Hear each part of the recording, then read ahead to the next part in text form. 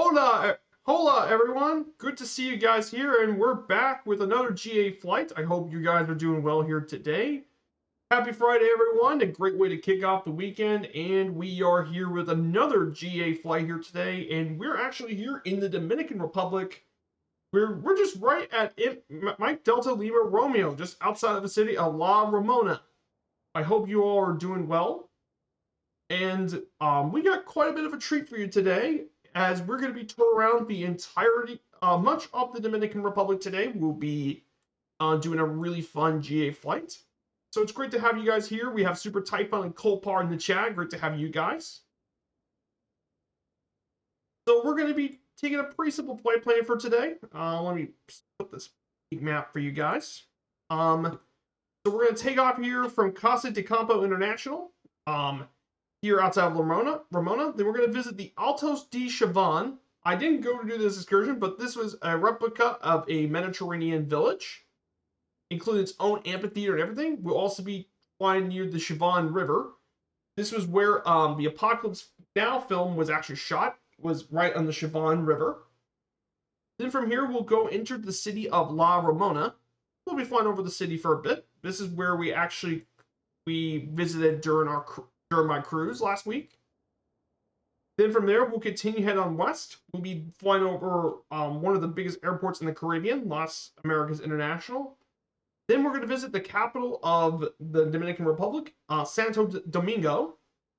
So we'll be flying over some bits of the capital before making our way over to Mike Delta Bravo Hotel. This is Maria Montez International. From there, we head back north, up to the highlands and the mountains areas of the Dominican Republic to Constanza Airport, Mike Delta Charlie Zulu. Then we return back up to the mountains and fly over Santiago de los Caballeros, and then go up more past the mountains and reach to Amber Cove and all the way across Puerto Plata and make our final landing at Mike Delta Papa today. So we got quite a bit of exploration in the Dominican Republic today. So if you guys weren't aware, I did visit the Dominican Republic. We had 2 different port stops in La Ramona and Puerto Plata. So the plane we're taking here is the good old DHC-2 Beaver. The Beaver is such a very capable bush plane. Everyone should know it. Came with the 40th anniversary edition. It's a very capable plane. It's very popular for many bush pilots all around the world for its dependability, reliability, and its effectiveness as a cargo plane and passenger too. So getting into this plane should be pretty simple. So we're going to go ahead and get this plane turned on. Let's go front tank.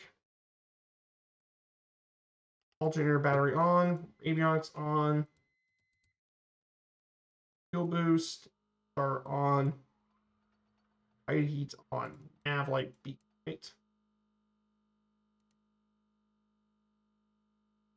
If you guys want to join in, we are in the Southeast Asia server, and we are in Mike Delta Lima Romeo. I wonder why I was on.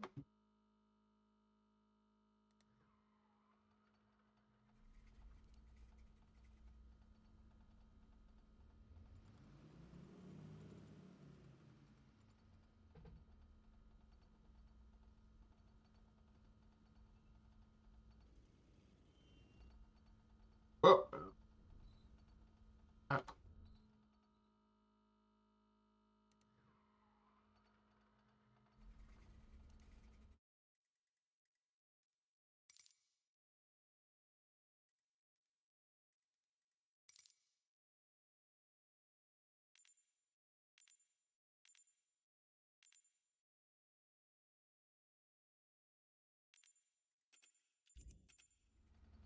So here we go. We got back out here. We're gonna go back to the classical. So a little bit about the airport we're here. We're here at La Ramona International, Mike Delta Lima Romeo. Located around 68 miles from the capital, Santo Domingo, just right outside of the resort town of La Ramona. It's been open for the past 22 years and mainly received mostly private flights, mainly for businessmen and for people who come to vacation here. And there have been quite a few seasonal flights that fly out of this airport, including Air Canada Rouge from Montreal, Air Caribbees from Paris, Air Transat from Montreal, Quebec, and Toronto. And the most interesting historically has been Asia Air flying seasonal flights from Moscow, St. Petersburg, and Kazan. However, I don't think that's been the case since the Ukraine war, however. But the fact there have actually been flights outside of Russia is pretty interesting, as well as other charter flights from Sofia, Bulgaria, and Frankfurt, Germany, out of Condor. They're pretty interesting stuff. So they got flights from both American and from international carriers. Pretty cool stuff out of this little airport. Yeah, I got this on vacation. It's Republica Dominica, the Dominican Republic, as you might know. So we'll be flying over the town of La Ramona. Remember, the Beaver does not mean much of a runway to take off properly.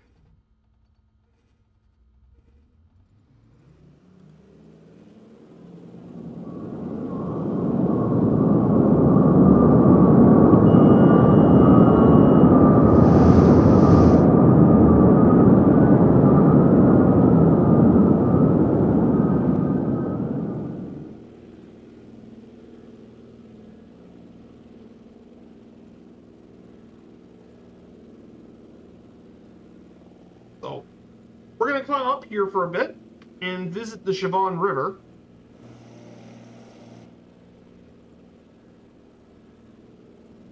So, a little bit of interesting information about La Ramona. It's actually a pretty young city, actually. It was founded back in 1897 as an oil town. However, then in 1917, there was a large-scale sugar mill that turned La Ramona into a sugar place for the sugar industries.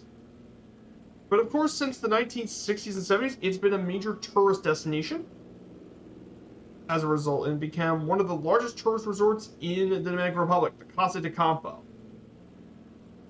But it's actually among the 10 largest cities in the Dominican Republic, with around 130,000 people. And this place is a major tourist hub. I visited there before. You also have the Casa de Campo, which is around 7,000 acres of land. Then there's the Altos de Siobhan, which is a reconstruction of a 16th century Mediterranean village, which features its own church, amphitheater, and everything.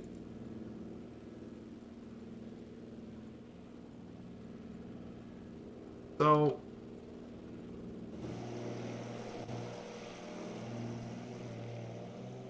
there is the Siobhan River.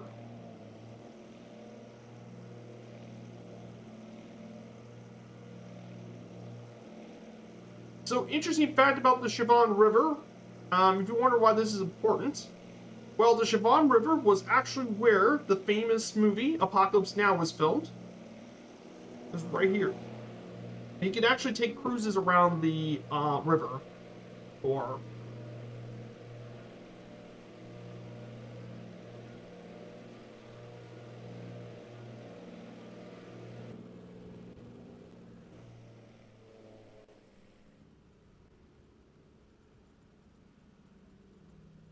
and all of this is part of Casa de Campo. So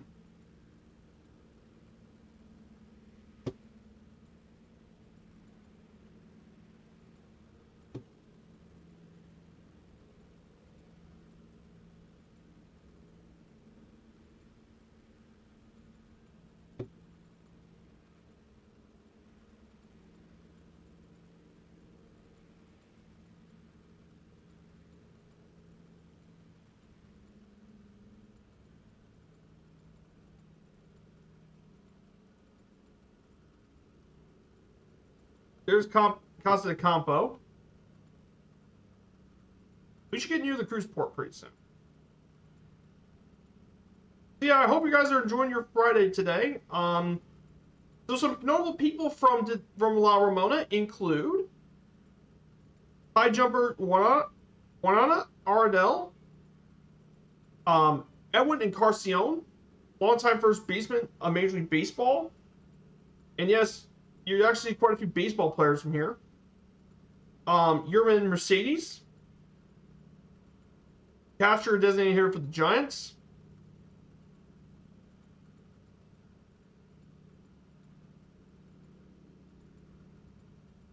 And finally, Pedro Julio Nolasco, who is the first ever Olympic medal winner for the Dominican Republic during the 1984 Summer Olympics. Unfortunately, he was shot and killed back in 1995. But those are just some of the people home in La Ramona.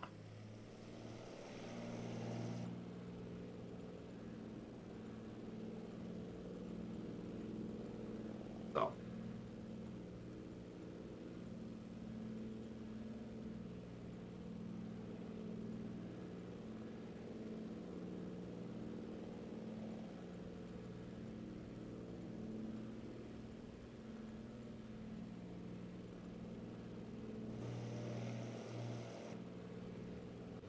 So here is a little bit of some screenshots from the city. This is the cruise port we stayed by.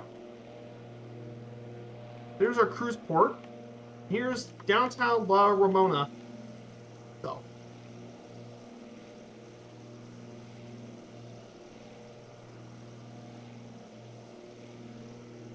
So, here it is. Pretty cool stuff, isn't it, guys? So yeah, in terms of other news and information, I got good news for you guys. I'm actually thinking about changing in the plans for streaming, okay? So, it's not like anything's cancer or anything. But the reason I wanted to talk about this now is because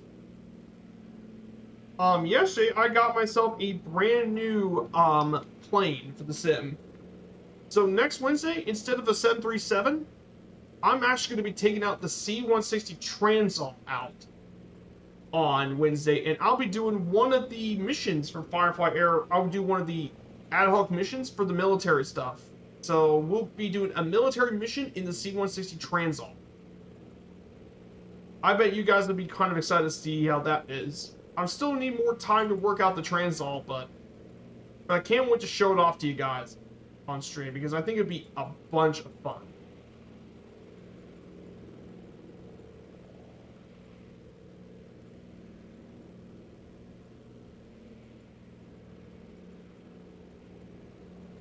Because there's all sorts of missions like military logistics and all that.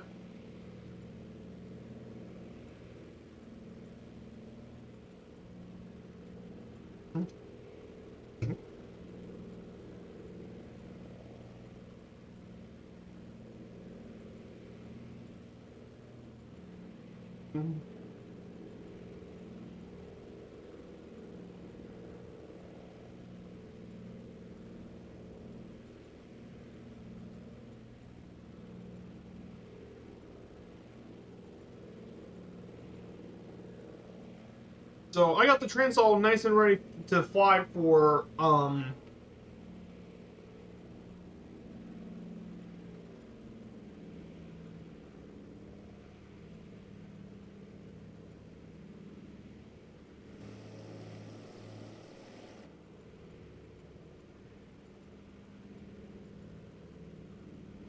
yeah, good to have you guys here. I hope you guys got some really good plans for the weekend.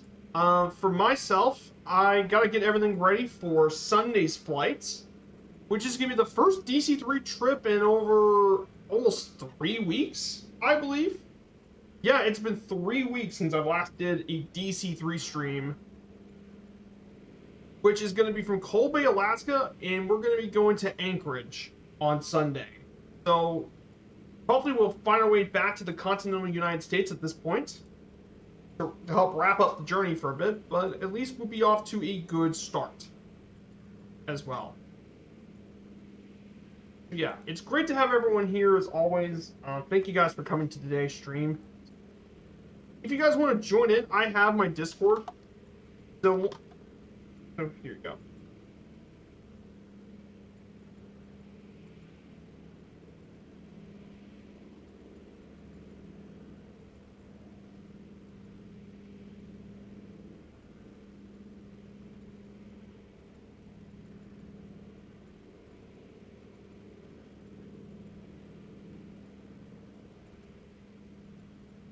You'll love to see 160 Transall.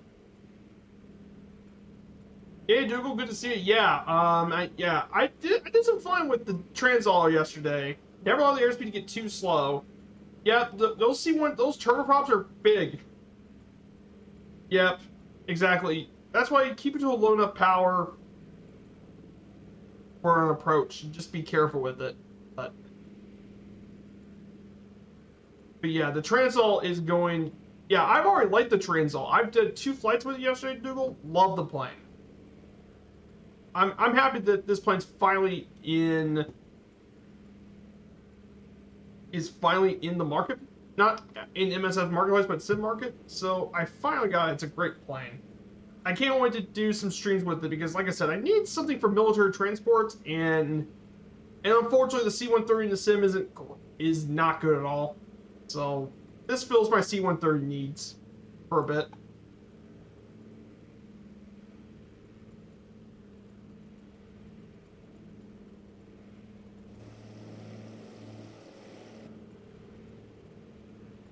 So that's basically what it is.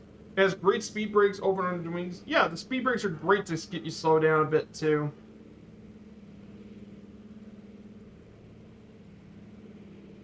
So speaking of which, guys, let me show you some of my pictures I did in the Dominican Republic, actually. Now, of course, we did not do any excursions in the Dominican Republic, unfortunately. It was just that my parents couldn't find some really good excursions in the Dominican Republic. Like La Ramona, none of the ones that we wanted to go to were interesting. So here's some pictures from the port. Hey, good to see you, hoo-hoo. Good to see you, Exploit Game Flying. First time chat, welcome on in, my dude. I hope you're doing well. So this is outside the port of La Ramona. So here's us in our ship with La Ramona. Beautiful day out there. It was a perfect day in La Ramona. Absolutely pretty.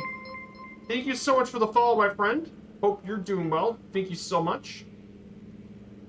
So this is some pictures of La Ramona. There's the port. This is what the cruise port looked like. Looks really nice, and I did get some images of the town from the ship. Unfortunately, La Ramona isn't exactly, like many parts of the Dominican Republic, aren't exactly the safest people. They're not exactly the safest areas to be a part in. But it looked pretty. The water looked great. And then Amber Cove. Now this is actually outside of Puerto Plata. So see how mountainous it gets? Like the Dominican Republic, especially when you get further north, it gets quite mountainous. Oh, here's the Amber Cove port. Look at it on the side of a mountain. And if you guys want to know why it's called Amber Cove, it's because there's a lot of amber found in the Dominican Republic. In fact, so much so that it even inspired Jurassic Park. I kid you not. They actually filmed some bits of location in the Dominican Republic. Pretty cool stuff. Yeah, pretty cool stuff.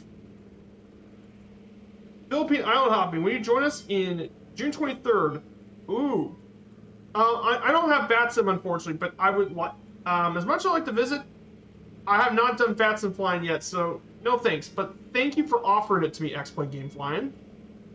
But unfortunately, I have other things going on, and I haven't done any VATSIM flying yet, so I need some little experience. But thank you for offering it to me, though. I do appreciate it. So, but thank you for offering it. I do appreciate it. Yeah, the Dominican Republic is a very, very cool place. Definitely a very, very cool area. So a bit of information about the Dominican Republic. It's actually located on the island of Hispaniola. It's one of the two countries on that island, the other half being Haiti. Basically, the 5/8 of the island, over half the island, is occupied by the Dominican Republic. It is only one of the two islands in the Caribbean to actually share by two sovereign states, the other one being the island of St. Martin. Population is around 10.7 million people, which makes it the second largest nation in the Antilles area behind Cuba. And before the Europeans arrived, the native Taino people inhabited the area. However, this was, in fact, the Dominican Republic was one of the first islands in the Caribbean that was discovered by Christopher Columbus when he made there on his voyage in 1492. And the first permanent settlement in the Americas from Europe was actually in Santo Domingo, in which the Spaniards occupied it for over 25 years, and the Taino population was decreased due to genocide. It was sad. However, the island was then split to two in 1697 when France took the western half, which became Haiti, and the Spaniards got the eastern side. After more than 300 years of Spanish rule, the Dominican Republic gained independence in 1821 with their leader Jose Núñez de Cáceres. Originally did the Dominican nations unite with Gran Colombia, but they were actually annexed by Haiti. And that lasted for 22 years before 1844, with the Dominican Republic of Independence. Then, 72 years afterwards, they faced a lot of civil wars, several failed invasions by Haiti. But eventually, though, the 20th century actually turned out to be better, slightly better for the 20th century. Since the 1970s, the Dominican Republic is actually doing better than its neighbor Haiti for obvious reasons. But the DR has really grown a lot over in the Caribbean. It has the largest economy in the Caribbean and has among the fastest growing economy in the Western Hemisphere. They have really grown a lot, thanks to tourism, gold, and other stuff as well.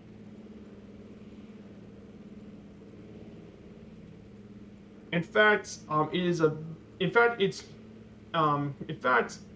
it also is known for its golf courses and resorts too.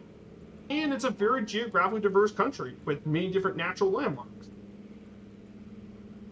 including its colonial zone as well in Santo Domingo, which is a UNESCO World Heritage Site. But what I'm trying to say is that the Dominican Republic has a very rich history.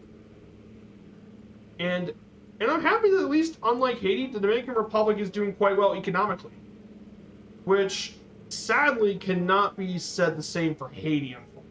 And trust me, Haiti's history, Haiti's rough, if you're not aware of it. Because Haiti's had a lot of issues. I mean, first was with France with the slaves. First with all the slavery issues with the French, then lots of revolts, political instability, ostracism, and crippling debt.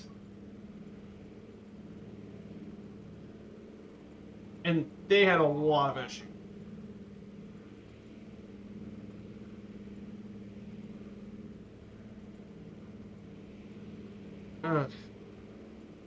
It's just hard to believe that, for me, when I look at the information and read more about it, like, to think, on one island you have basically a failed state on the west, and the east is, well, has been grown a lot as a successful state. On the same island. Pretty crazy to think about. Like I said, I don't want to get too political, but that's what happened. I'm serious.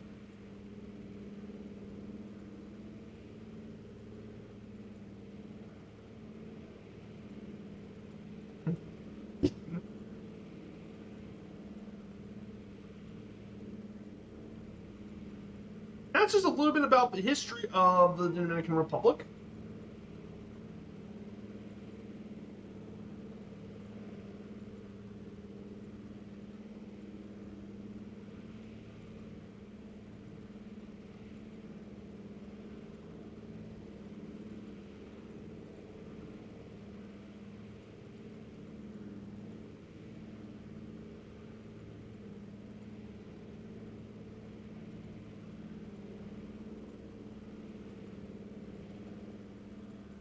So it's great to have you guys here. Haiti has some oh, definitely.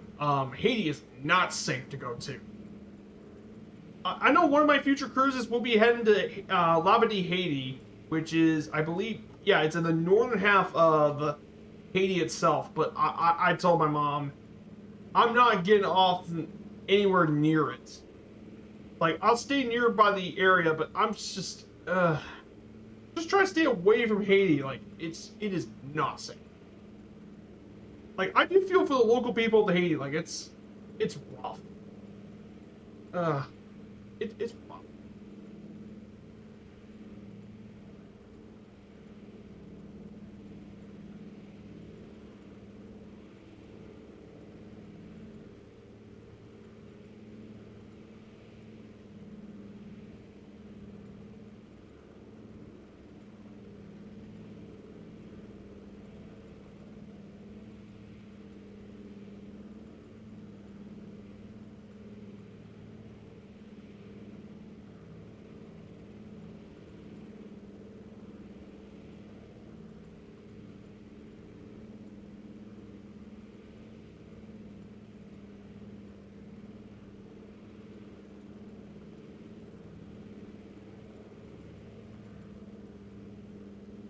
Yeah, it's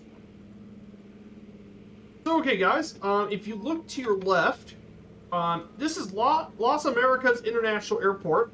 This is the main international airport of Puerto. No. It's the main international airport for Santo Domingo. This was built back in 1959. Back in the 1950s, it's the main international gateway to the Dominican Republic. So it's actually only the second busiest in all of Dominican Republic, behind Punta Cana International. But it's still among the largest in the entire Caribbean, handling nearly 3.5 million passengers in 2015. But it's been a major jet service back in the old days with Pan Am doing flights from New York, Miami, San Juan, and Jamaica and Curacao as well. Make a lot of stops here. American Airlines and other companies and other airlines across the world have flights all across the airport. And some of the current destinations include from Aeromexico from Mexico City, American Airlines from Miami, Avionica from Bogota. Condor does charter stuff out of Frankfurt. Frontier Airlines actually can fly from many of the Florida, but also Puerto Rico. Iberia Airlines, which is Spain's main flag carrier, from Madrid. JetBlue does things from Boston.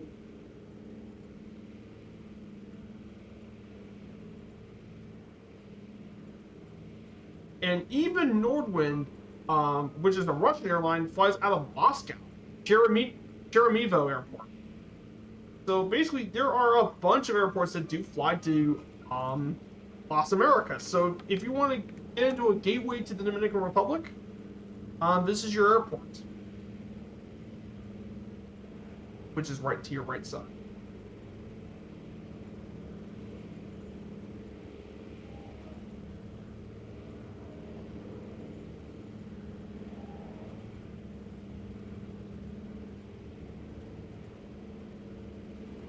Here's more of it.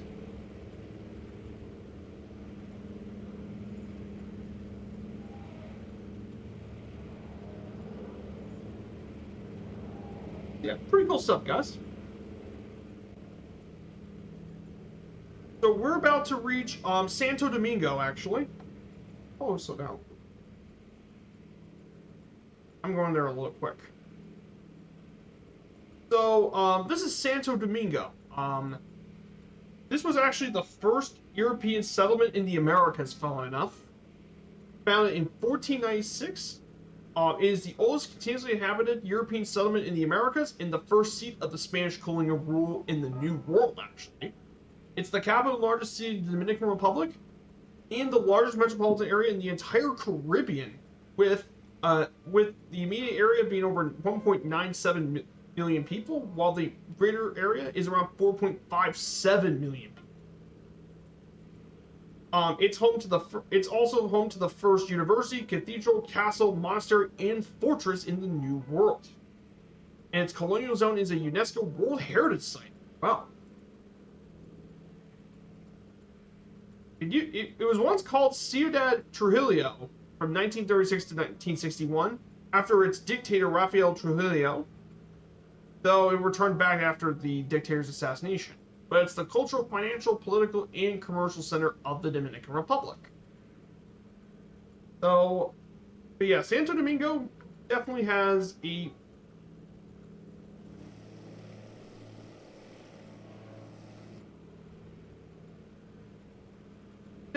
pretty cool history in its own.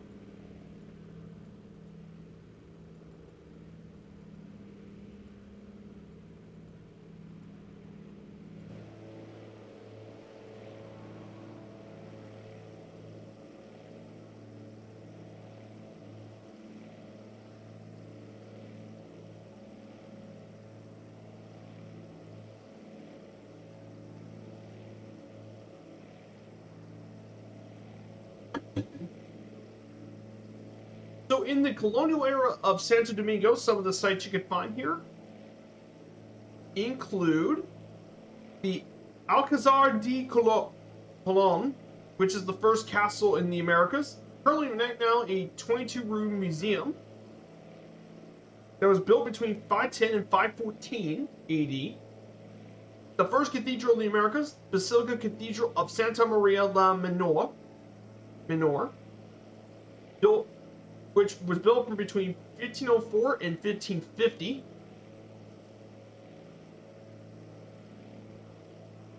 You have tons of different castles as well, including potentially the oldest stone building erected in the New World, Casa del Cordon, built by the Garay family.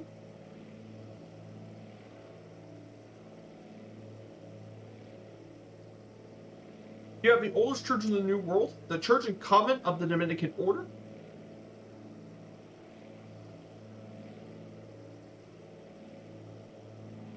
And the oldest fortress in the Americas, the Ozama Fortress. But basically, this place has had a rich architectural history. Definitely somewhere you want to visit for sure in the Dominican Republic.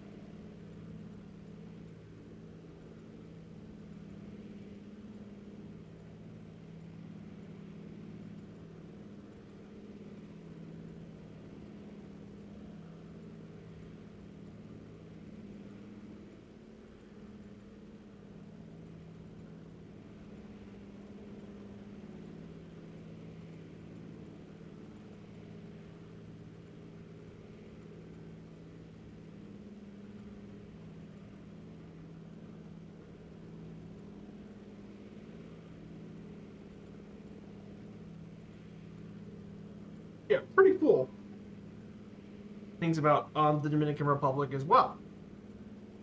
So yeah, and plus we'll be heading back to the Dominican Republic many times during my vacation as well.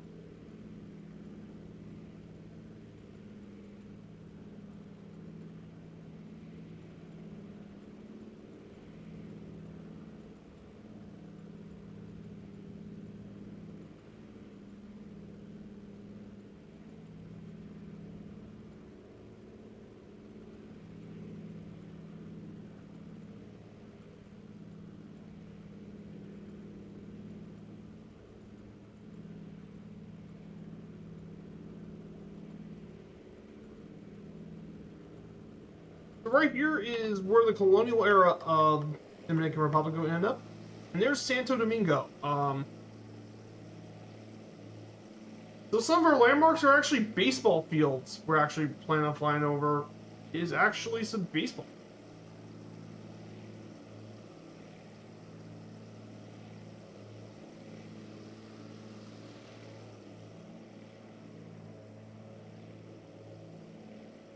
Yeah, let's see who's flying along with us right now. Oh, really? I don't see anyone flying with me right now. Here is the colonial era of the Dominican Republic. Ciudad Colonial.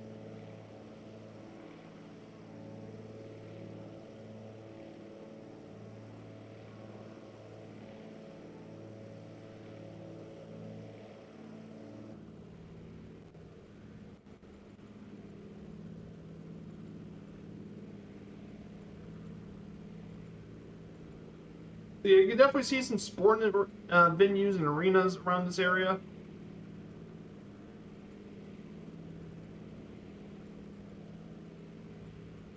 So all that sort of stuff is down in this area.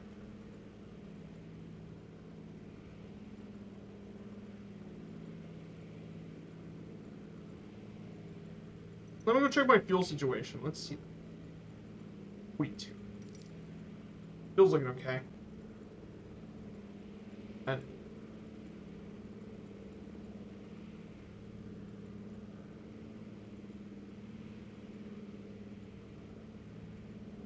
okay, I'm going to climb up to 4,500.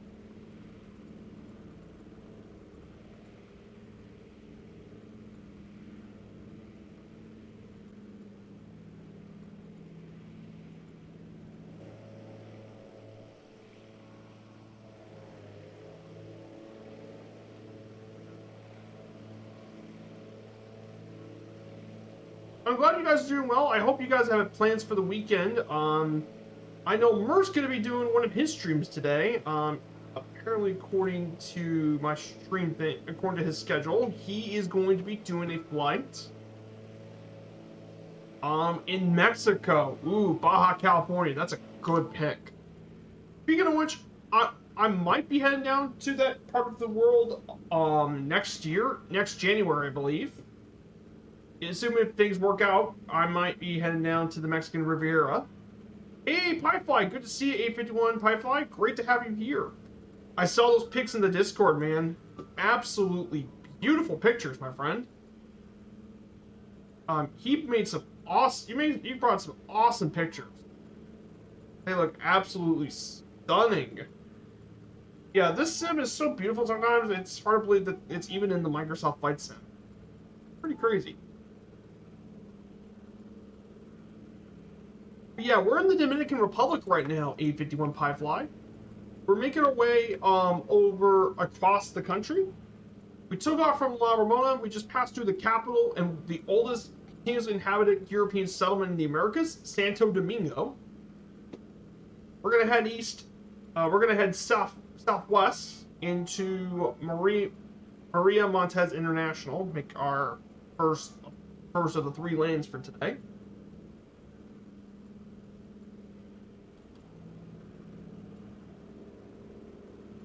That's what we're doing.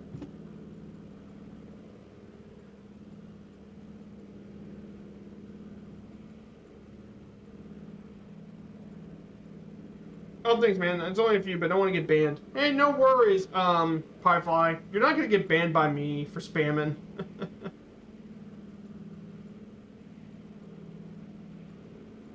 But yeah, it's great to have you guys here as always. So, as for other Dominican Republic stuff I do want to talk about, geographically, the Dominican Republic is a very geographically unique country compared to many others in the Caribbean. Its area is around 48,670 square kilometers. And of course, its longest border is with Haiti, which is around 376 kilometers long. But this country has many mountains. In fact, the highest peaks of the West Indies or the Caribbean are actually found right here in the Dominican Republic. And they include the Cordillera Septentrional Northern Range to the north. You have the Cibola Valley, which is stretched from North Haiti to Samana Bay. The Central Mountain Range, which is the island's most rugged, imposing features, including Pico Duarte, which is actually goes above 10,000 feet.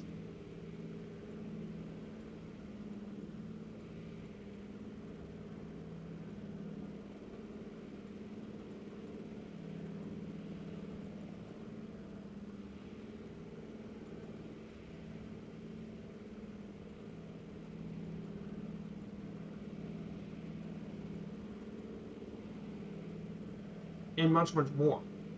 Also, another thing about the Dominican Republic is it's a tropical maritime nation, but despite its size in the Caribbean, it's actually got a very large amount of variation in climate due to its mountainous terrain. So it mostly has like rainforest terrain, but also savanna, monsoon terrain, even humid and arid climate as well, making the Dominican Republic a very unique climate region.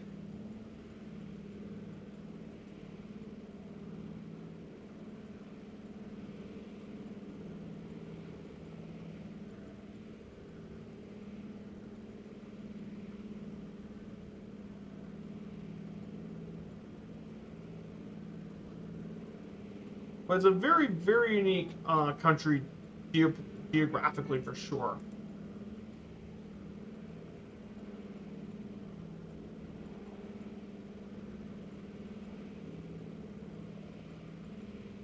Pretty cool stuff.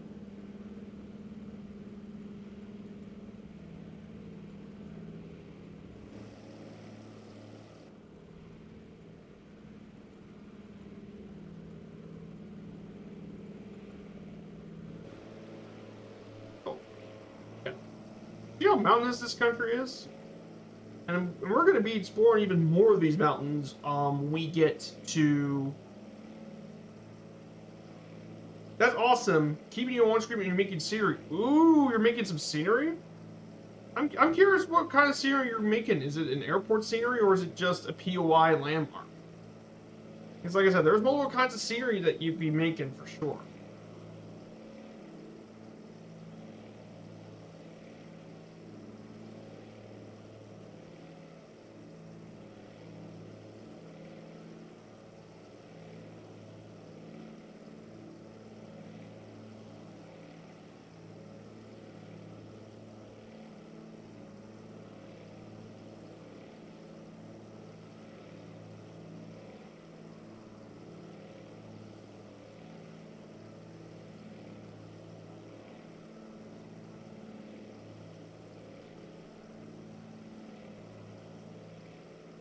Very, very cool.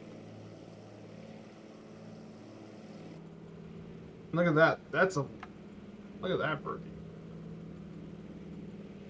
That is definitely pretty for sure.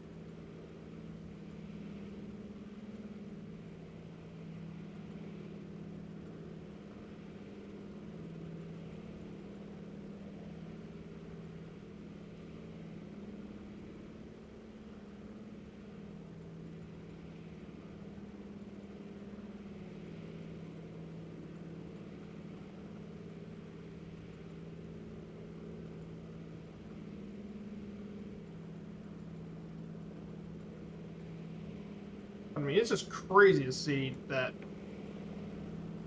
But yeah, these hills are make the Dominican Republic very, very unique.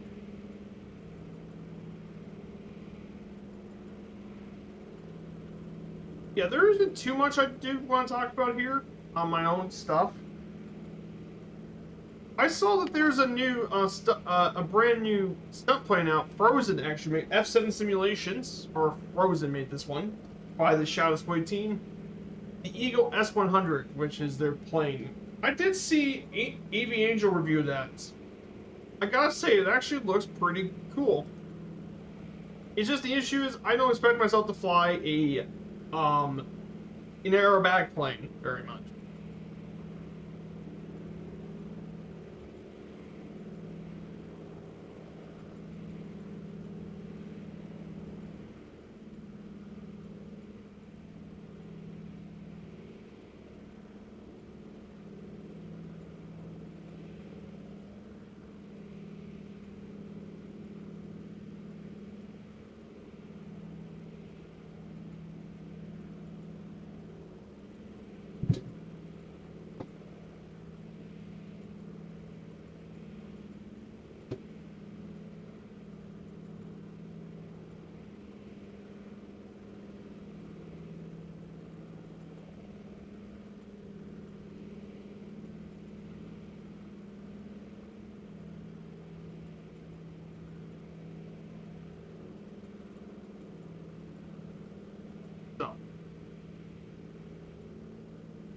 So yeah, I hope you guys All right, it's great to have you guys here as always. So, next week, will be our next GA flight. After this one will be next Friday. We're gonna go back to traditional scheduling, and I'm probably going to do some GA flying around the United States again.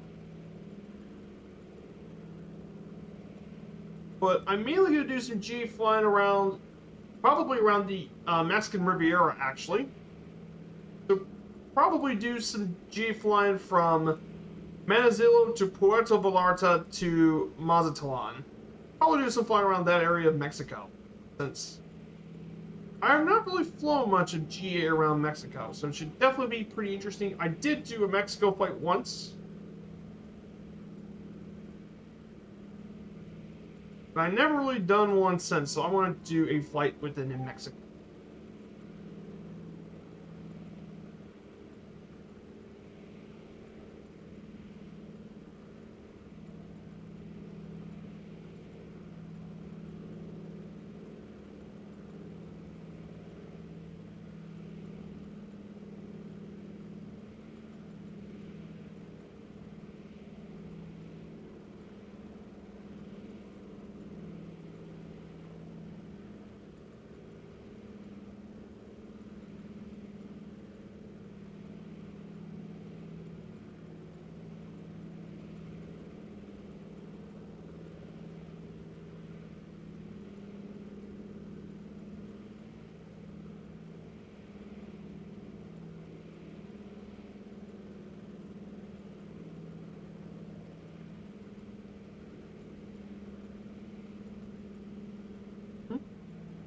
Definitely a very pretty area for sure. You get some great bush flying for sure.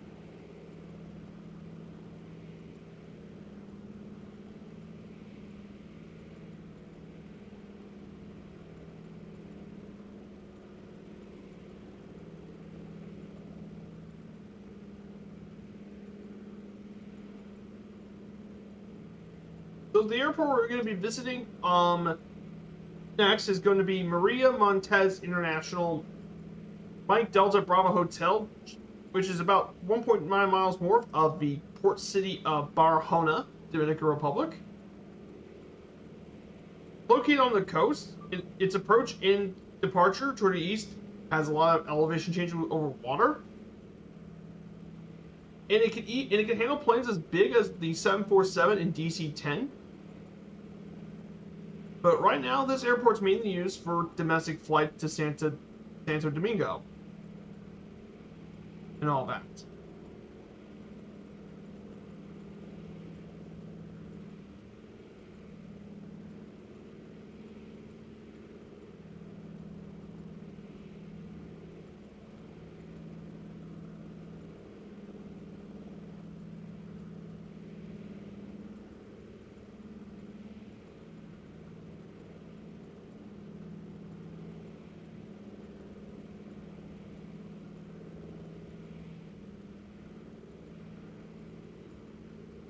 Hey, good to see you, Biggles. I'm on the Southeast Asia server, my friend.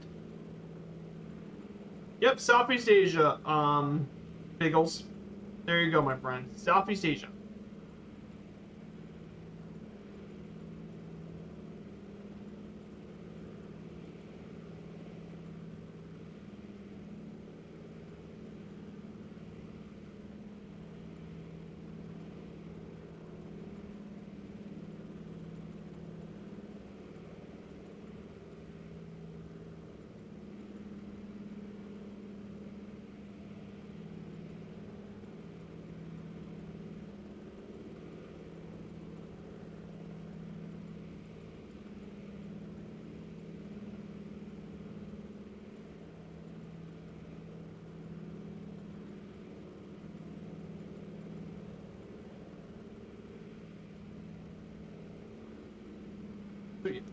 But yeah, this part is pretty beautiful here in the Dominican Republic.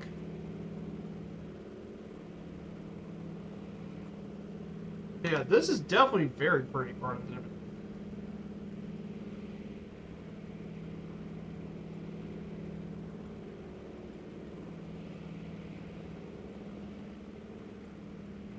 Pretty stunning for sure.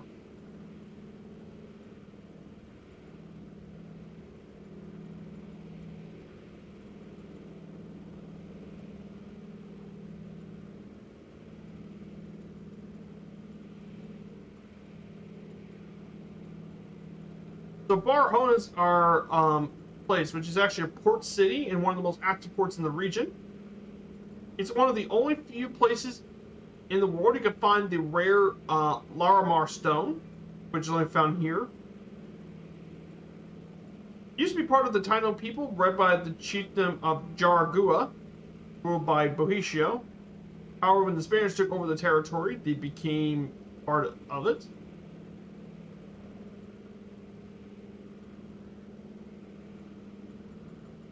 During when the Americans occupied the area between 1916 and 1924, it was mainly grown thanks to a lot of sugarcane in the hacienda. And the first aviation company in the Caribbean actually was started here, doing flights between Barahona, Santa Cruz, San Juan, Puerto Rico, Santo Domingo, and Port-au-Prince. So,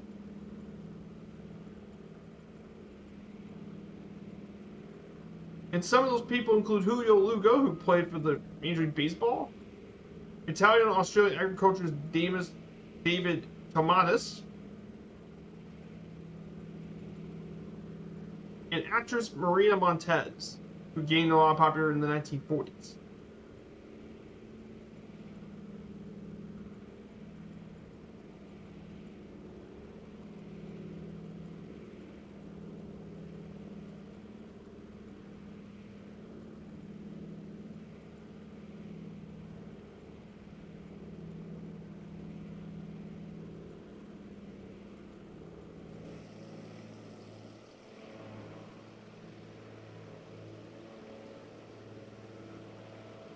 Trying to find Biggles on this map.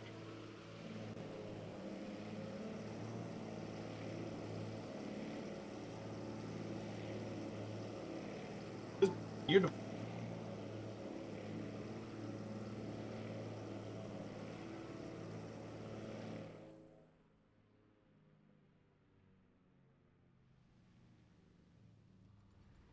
Oh. Ah.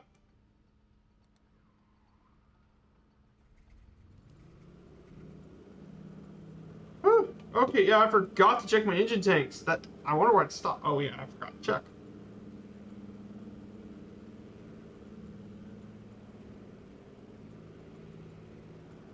So, okay, I forgot to check that. That could have been really bad.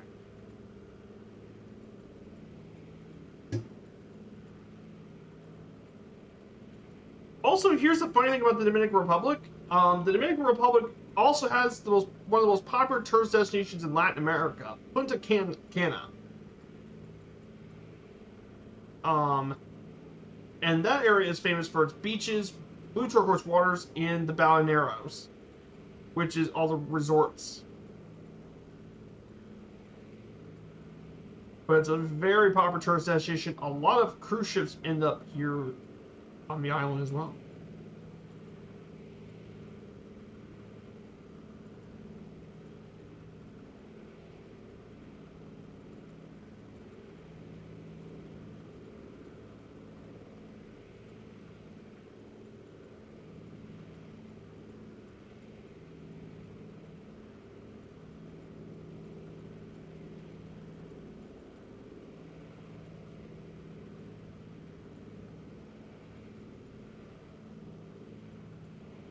There's all that as well. And Punta Cana's airport flies basically everywhere you can think of in terms of international. South America, Buenos Aires in South America. One Air Canada from Montreal and Toronto. American Airlines through various American cities like Austin, Charlotte, New York, and Miami. Bogota from Avionica. Condor does year-round flights from Frankfurt.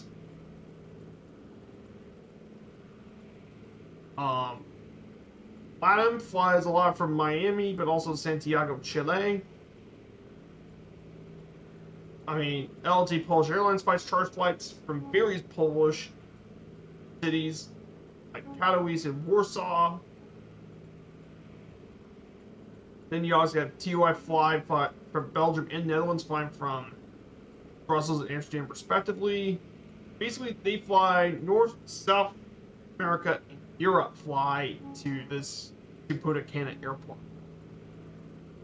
So it's a very popular tourist destination, very popular airport, and it's actually the Caribbean's biggest airport.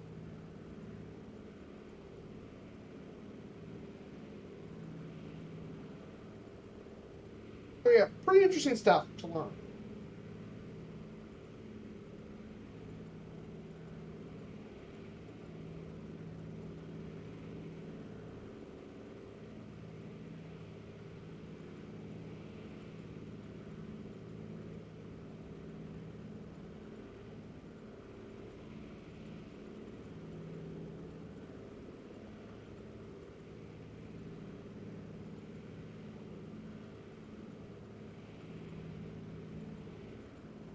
So,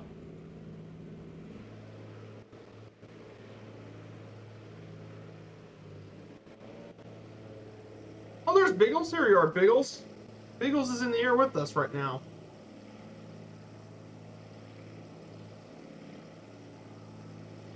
So once we land here, we'll make the first landing of the day, and we'll get prepared for our climb. We're going to climb to 8,000 feet on our way up to Constanza Airport.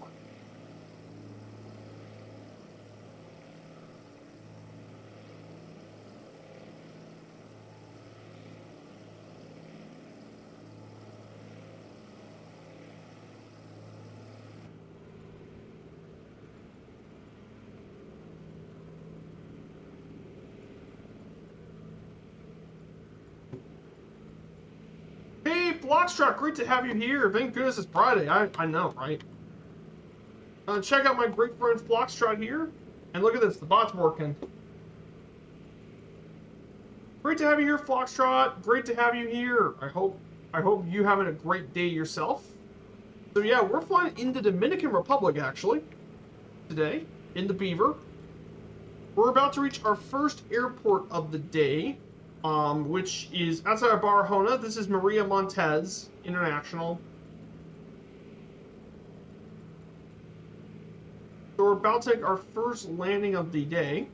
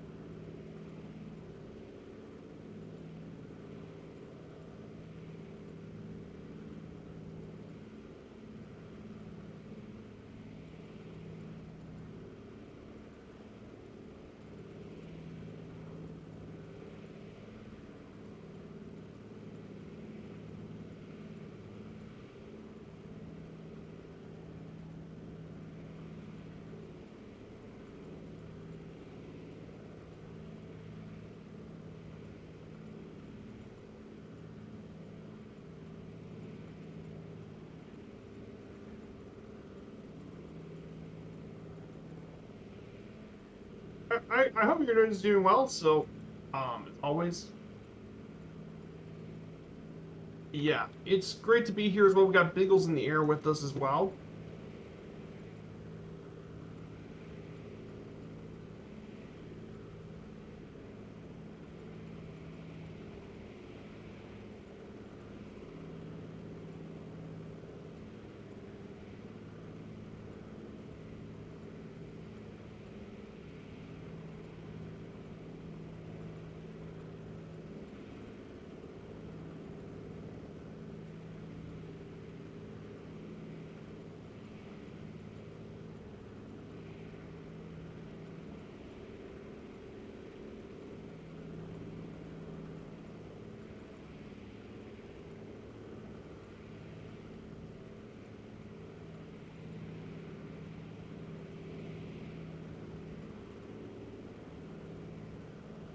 Pretty cool stuff.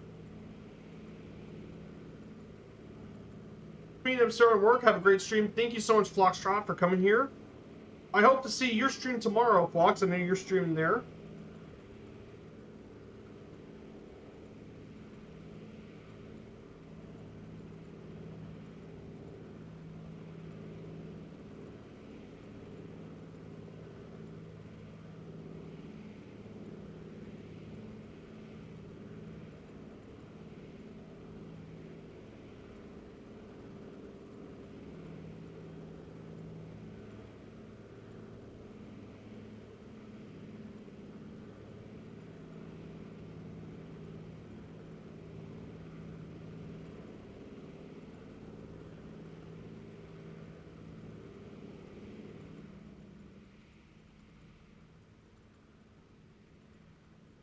Just going to descend back to 1,500 feet, so we're going to descend.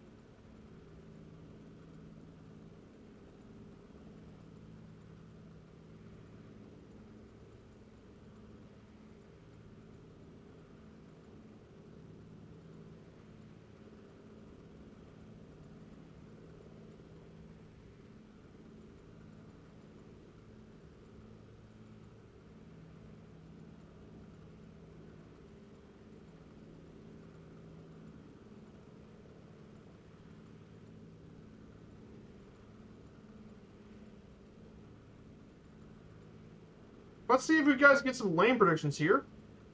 So,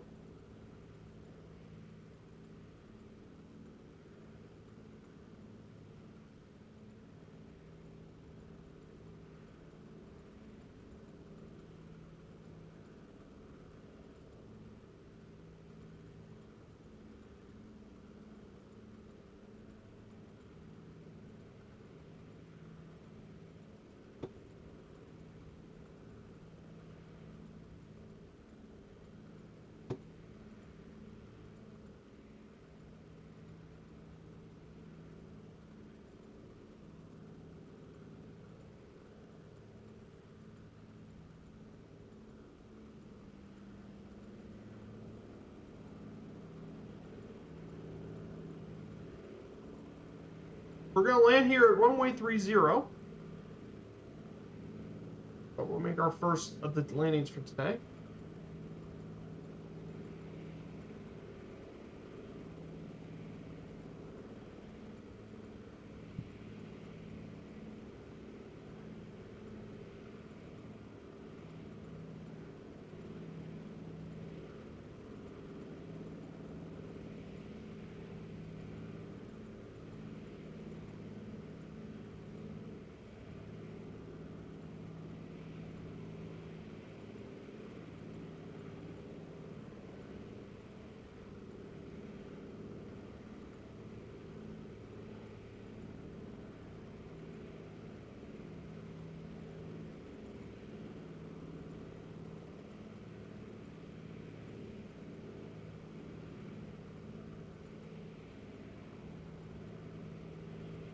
Let's go ahead and get our first landing for the day.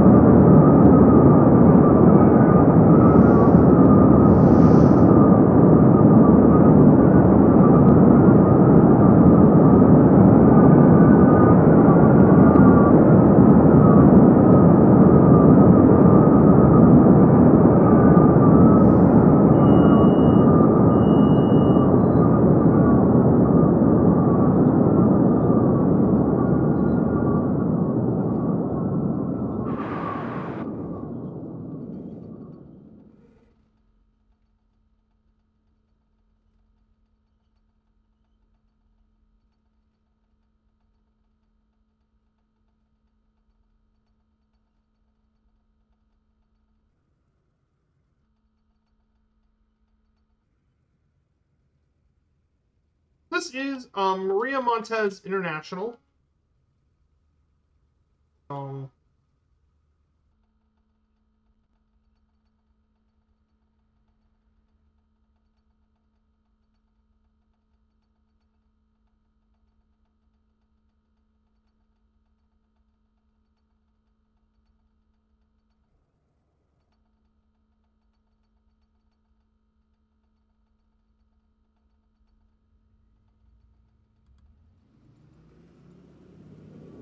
So we're going to go ahead and get this thing back up in the air.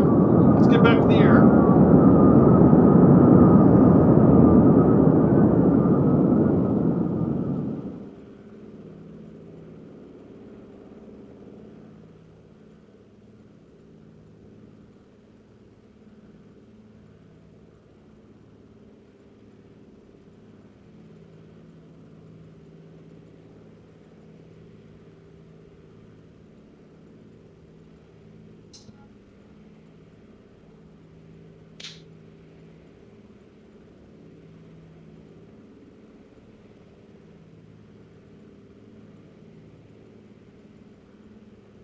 So we're going to climb all the way back up to 8,000 feet.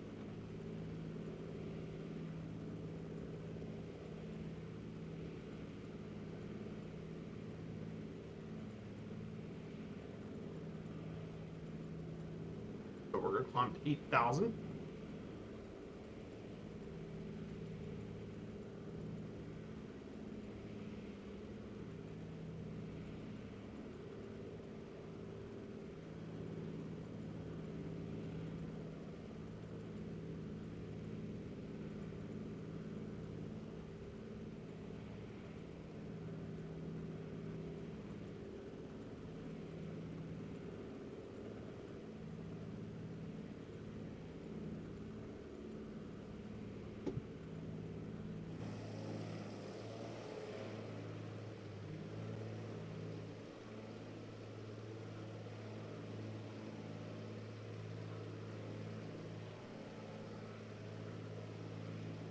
Switching to the Beaver.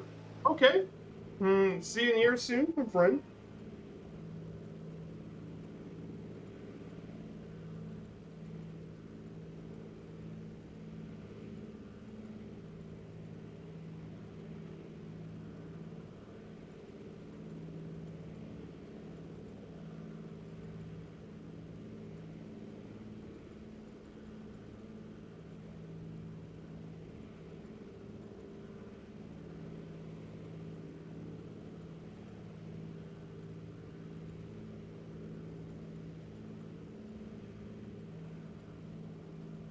But we're climbing to 8,000 feet. So, economically, for the past 3 decades, the Dominican Republic economy is actually transitioned greatly from the export of agricultural goods like sugar, coca, and coffee into a diverse mix of services, manufacturing, agriculture, mining, and trade.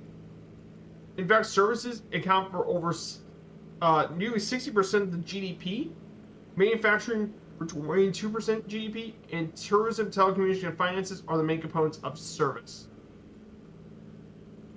as well. Also, there's a lot of remittances from people in the Dominican Republic. They earn over $4 billion, over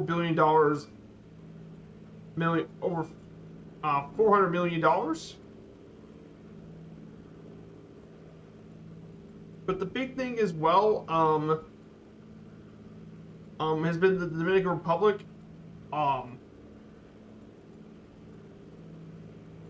has grown a lot in tourism. Tourism is a big deal in the Dominican Republic, and one of the reasons why it has grown a lot over the years.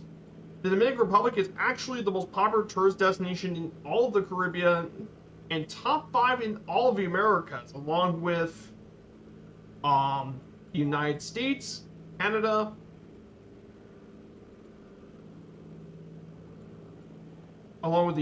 Mexico, Canada, and Argentina. Yes, more tourists actually visit the Dominican Republic than Brazil, Peru, and Chile, which is pretty crazy to think about, that more people visit this island than all those places.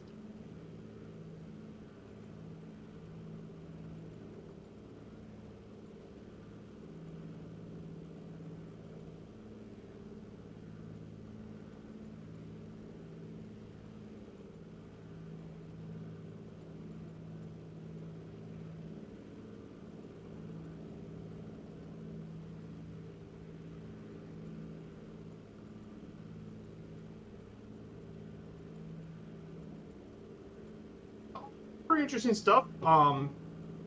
There's a lot of reasons why people love visiting the Dominican Republic. One of the big reasons why a lot of people like to visit it is its tropical climate makes it popular, especially during the wintertime. Its white sand beaches make it very popular with a lot of tourists. Its diverse mountainous landscape, and it has a rich colonial history. Attracts a lot of visitors around the world.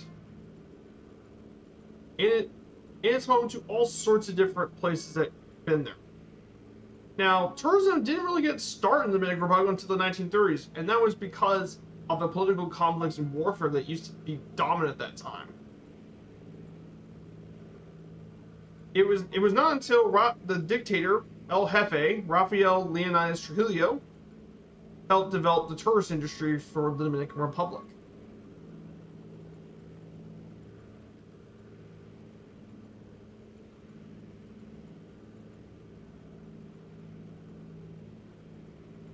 But the big thing that really helped grow it to the present day was actually the Cuban Revolution, ironically. When Cuba became communist, the Americans embargoed Cuba, so they turned a lot of their tourism attention to the Dominican Republic during that time. And it went through a lot of growth since the 1990s.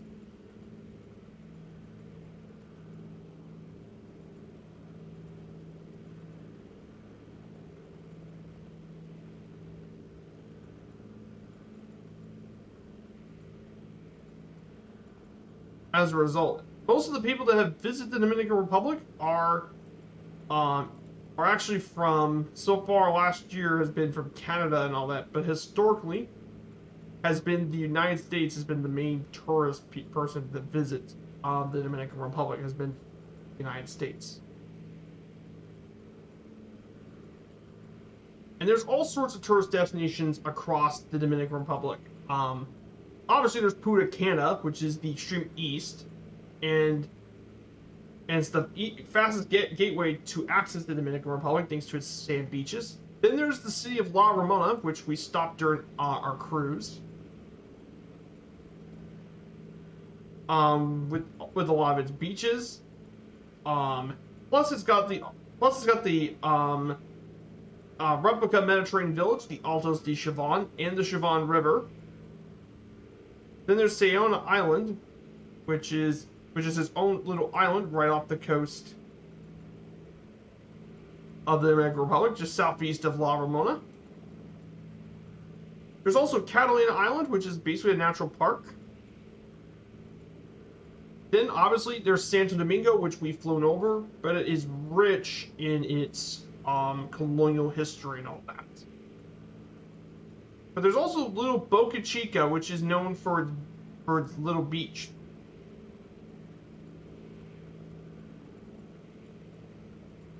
And of course, we're going to head north, so we're going to visit Santiago de los Caballeros in Puerto Plata as well. Get to face some pretty well-known tourist destinations as well.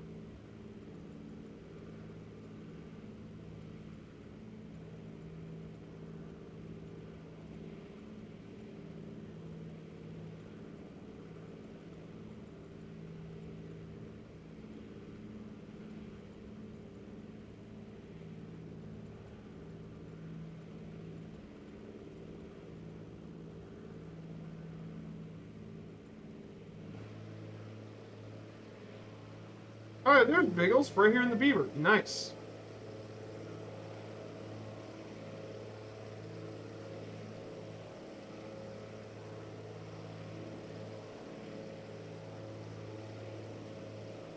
Look at this.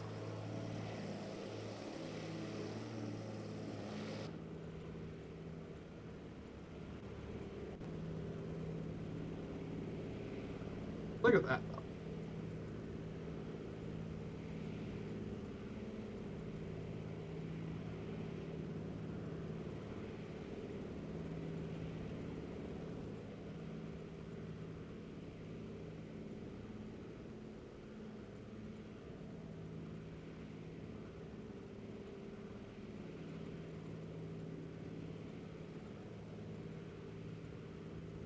That's a little bit about the Dominican Republic economy. So Now let's talk a little bit about the Dominican Republic culturally. So the Dominican Republic has a pretty rich culture in the Caribbean, thanks to its heritage from the Europeans, African, and native Taino elements.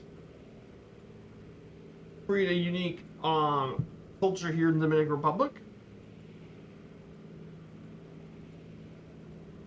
It's got many it's got over 5 centuries of Spanish presence, so there's a lot of cultural derivatives from Spain, like ancestry, language, traditions from Spain. But also African people were imported for slaves, and as a result, it created the modern Dominican culture. And no better way to hear about this than music, because it's created a multitude of different musical styles and genre, known as the merengue, which is one of the great exports from the Dominican Republic, which is a type of lively, fast-paced rhythm and dance music, around 120 to 160 beats per minute, with elements like African drums, brass, piano, chord instruments, and more. And it's been promoted internationally by multiple groups between 1937 and 1950. And as a result, this is among the biggest kind of Latin music in the United States. There's also bachata, which was also originated from the Dominican Republic, but it grew quite a bit in recent years, with romantic stories about heartbreak and sadness as well, which is all sorts of different music and dances. And of course, it has even its own version of rock that originated in the 1980s as well.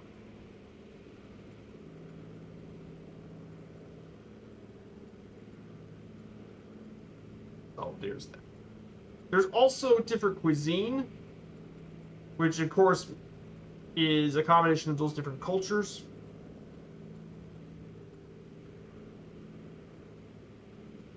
Which includes some native dishes like mabi, which is basically their own similar thing to root beer.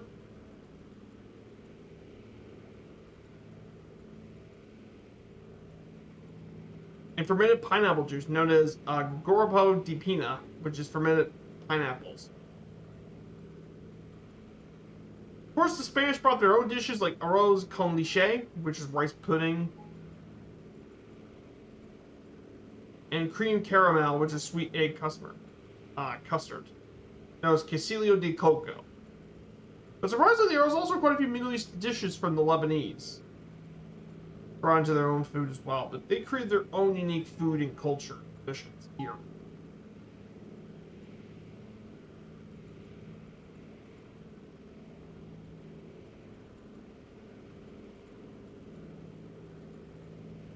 Of course, the Dominican Republic is also famous for its own branded beer known as Presidente, which is very, very popular brand in the Dominican Republic and is exported across the world. The United States, Panama, Honduras, and more.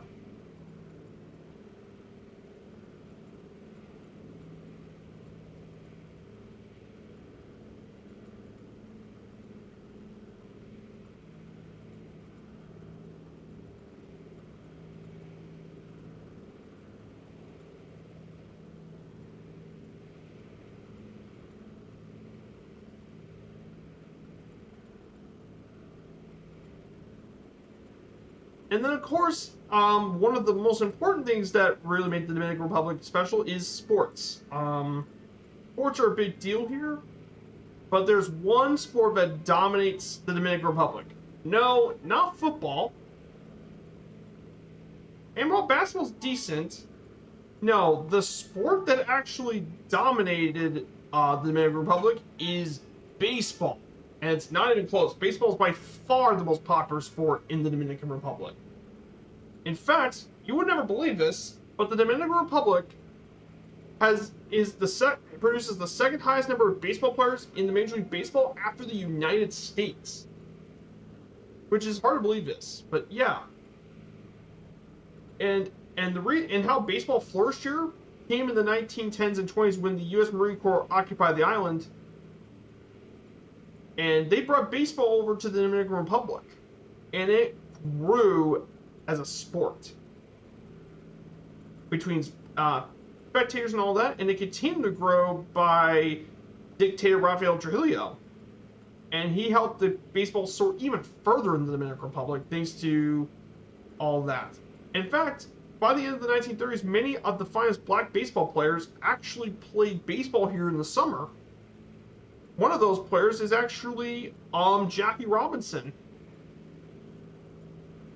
and all that. He played there and it brought tons of scouts over to the Dominican Republic. And between 1955 and 1980, there were about 49 of those baseball players that played from the Dominican Republic. However, by the 1980s, hundreds of players came to the United States from the Dominican Republic. But the first truly great player to come from the Dominican Republic for baseball was Juan Marichal, known as the Dominican Dandy, and he played for 3 teams, but mainly for the San Francisco Giants, and he became a Hall of Fame legend for sure. Along with that, the first great hitter, Felipe Alou. But the Dominican Republic has its own Winter Baseball League and its own Major League of 6 different teams as well. And the Dominican Republic has placed multiple times in the World Baseball Classic. But of course, there are thousands of players from the Dominican Republic that played Major League Baseball. But despite the thousands of people who played for the Dominican Republic, there have only been 4 professional players that made it to the Baseball Hall of Fame. They are Juan Marichal, Vladimir Guerrero Sr., David Ortiz, and Pedro Martinez. Pretty crazy.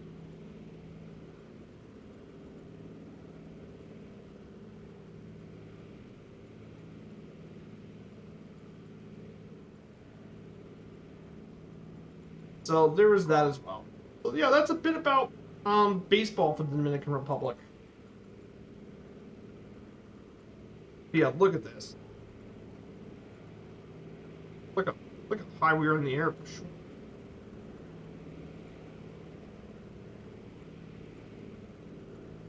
So that's about it about sports.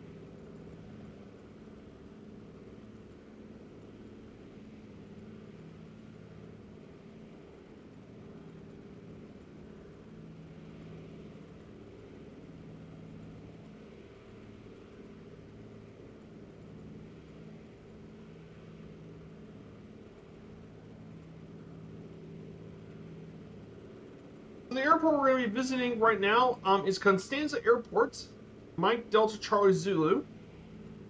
It mainly serves both tourist and cargo carriers here in the Dominican Republic. It's only 6,200 feet, and it's located in low mountainous terrain, and there's all mountain terrains in every one of the quadrants. So it's a little tough airport to land.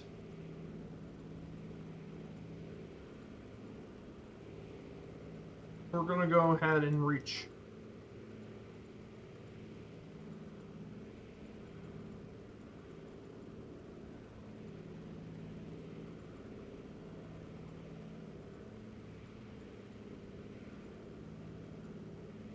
This here is, yeah, down over here is our airport.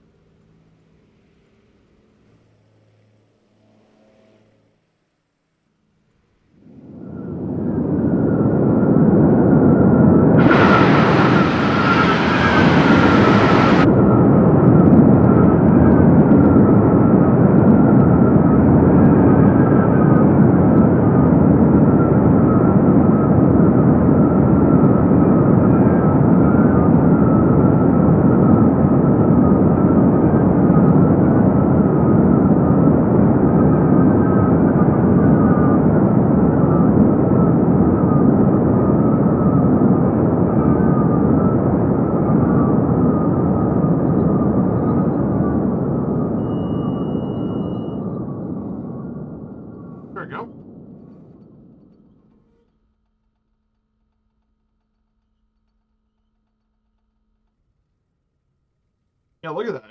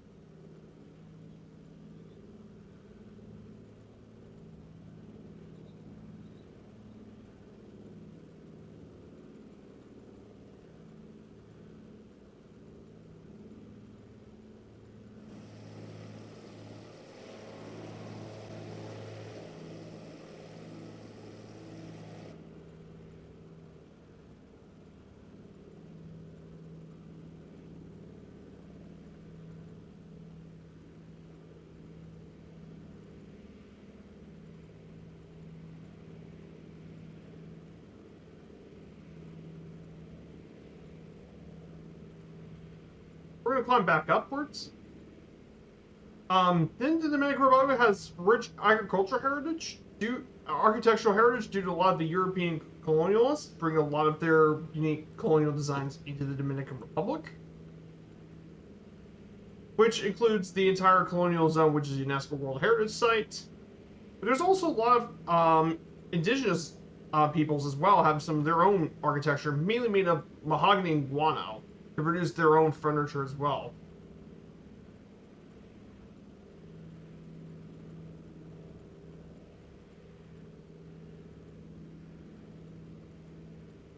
And of course, the country has several unique national symbols. The national flower is the baby rose, which is endemic to the region, and its national tree is the West Indian mahogany, which are native here. If you look at the flag of the Dominican Republic, the flag here is red and blue, white. The red represents the blood by the liberators, blue represents God's protection of the nation, and the white cross symbolizes the struggle of the liberators to bequeath a free nation. In the center is the Dominican coat of arms. We have an olive branch, palm branch. Got a bit of a Bible, and a gold cross as well, and the arrow. And the model says Dios Patria Libertad, meaning God, Fatherland, and Liberty, on the coat of arms.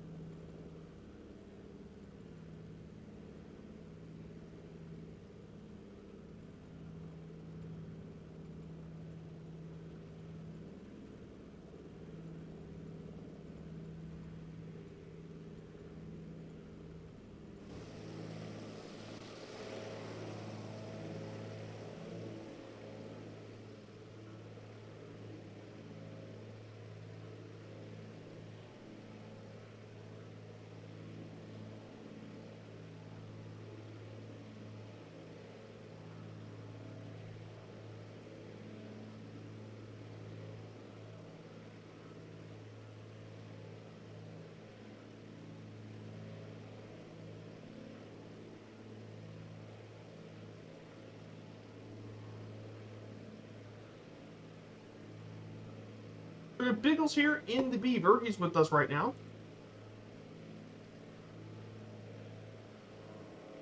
Yeah, very, very cool area to fly over.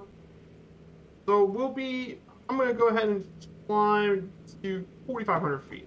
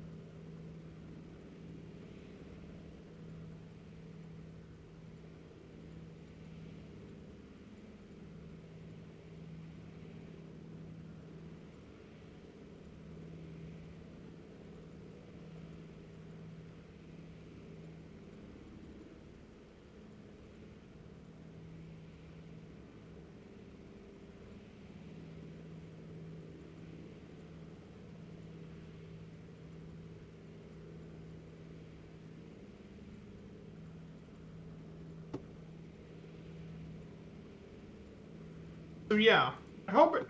Hey, Planet Neutral, great to have you here. So we're visiting the Dominican Republic right now. I hope you're doing well. If you guys like bush flying, check out my good friend Planet Neutral. He's a great content creator and a great streamer. And friend as well, this community.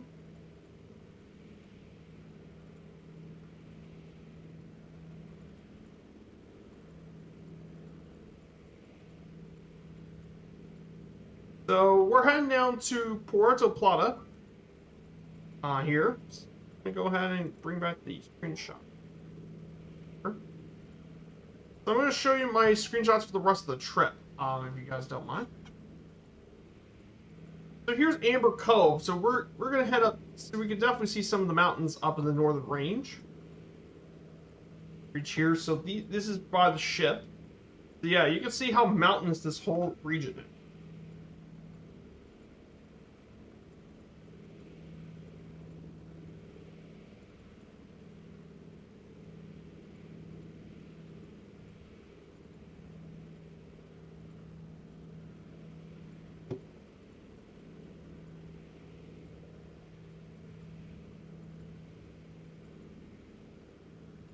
So there's a couple of pictures.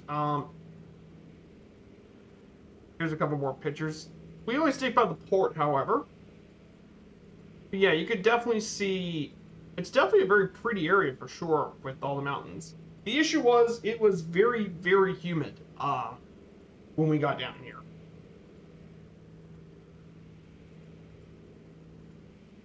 So, but yeah, Amber Cove, definitely a pretty nice little port. I would like, but we couldn't find excursions around Puerto Plata. But so many ships end up in the Dominican Republic. We're gonna visit it on another trip as well. My last cruise was supposed to go to Puerto Plata next. Oh, it got canceled. Gotcha. Yeah, Puerto Plata, definitely a very cool area for sure. So we're about to fly near Santiago de los Calaberos, or shortened to Santiago. It's the second largest city in the Dominican Republic, and it's the fourth largest city in the Caribbean, capital of its own province. And it's the largest Caribbean city that isn't a capital, and the largest non-coastal metropolis in the islands, with a population of around 1.17 million people. It was actually founded in 1495 during the first wave of European settlements, and is known as the first Santiagos of the Americas, and is one of the cultural, political, industrial centers of the Dominican Republic. Due to its location in the fertile Cibao Valley, it is a robust agricultural sector and is a leading exporter of rum, textiles, and cigars. And its nickname is La Ciudad Corazon, the Heartland City. Also,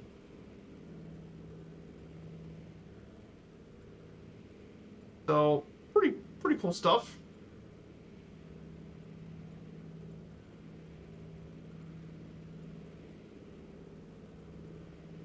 It's got its own unique heritage with its Victorian era residences with its architecture. And it's home to quite a few museums. And like many other areas in the Dominican Republic, residents of the city enjoy baseball.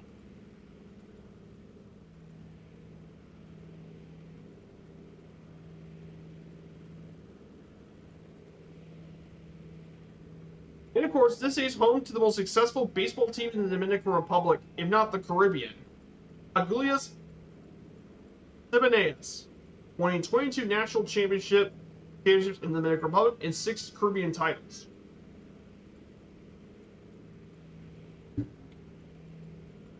So as a result, there are definitely going to be some pretty interesting rivals for sure. Yeah, this area is very pretty here in the Dominican Republic for sure.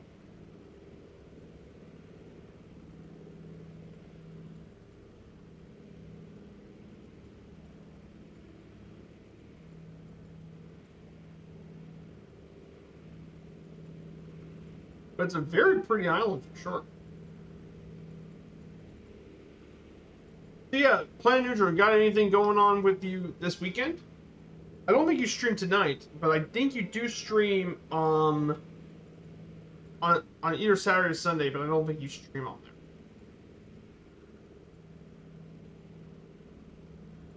Oh yeah, I still have one more group of pictures to show you guys. So we then made it back to Miami. So once we made it back to Miami, so we got to see the night lighting in Miami, which is pretty cool. So you got to see the buildings. There used to be American Airlines Arena. I don't remember what it's called now, but. And there's also the Virgin Voyager ship, the Scarlet Lady. Those cruises are adult only, from what I read. Then there's Lone Depot Park, the home of the Marlins. They play baseball in this dome for Traverse Stadium. It's actually one of the smallest stadiums in baseball, by the way. So we had an excursion at Everglades Holiday Park, which was home of the Gator Boys. Made their home here from Animal Planet. This is where they're at. It's like the swamp looks nice, but we didn't get to see alligators. That's because gators don't really spawn during the daytime, unfortunately. And our tour guide had quite a bit of issues with how to get the navigation stuff working. But we did get to see a gator show as well, which was pretty cool. So we got to see big old man pull up an alligator. In fact, more people die at vending machines than getting bitten by an alligator, which is pretty crazy to think about. More people die from vending machines than alligators. However, though, you should still be careful, because trust me, alligators may be lazy, but alligators. I mean, if you know anything about alligators, they absolutely bite the crap out of people. They don't bite people very much, but alligators have a powerful bite. They mainly crush their prey with their jaws.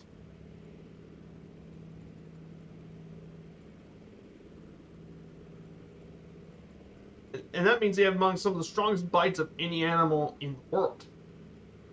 Of course, they also rip chunks of flesh to shreds with the death roll. But alligators are definitely very cool animals as well, and they eat all sorts of things. They're one of the predators in the Florida Everglades, eating things from fish, insects, crustacean, worms as they're smaller to bigger prey like larger fish, turtles, various mammals, birds, deer, other reptiles. And in some cases, they've been even ambushed dogs, Florida panthers, and even black bears in some cases.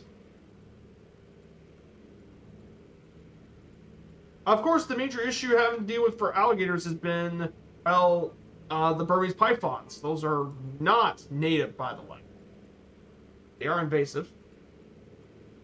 Miami, currently making an Antiqua's aerodrome. Ooh, nice. Oh, that's cool in Miami. Yeah, I was cruising in Miami, funnily enough. Yeah, here's the rest of the show pictures. Here's the rest of it. So yeah, the jaws closing are strong, but the jaws opening them is very weak on the alligator. There's also some alligators that are very rare, but they are actually albino, and this is very rare. It's a very rare skin trait in alligator. They actually have two of them here as well. And they also got tortoise. Look at that, eating the lettuce.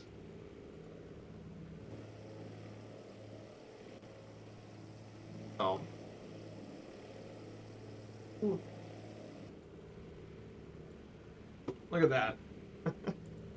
And then there actually are some raccoons and foxes actually from around the area too. You got quite a few animals. Yeah, 3,000 psi. Yeah, that 3,000 psi is that's 3,000 pounds per square inch.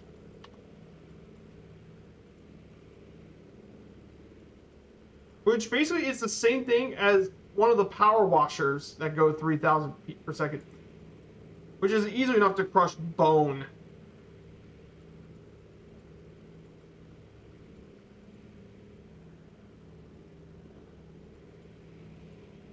To put that in perspective, the human bite force is 162. So a crocodile is almost 15 times stronger. Is well over almost 30 times stronger than a human. It's like 15 times stronger than a human. or at least 15. Like it's fierce strong. It's like 20 times stronger than humans. But yeah, basically what I'm trying to say is don't mess with them, okay?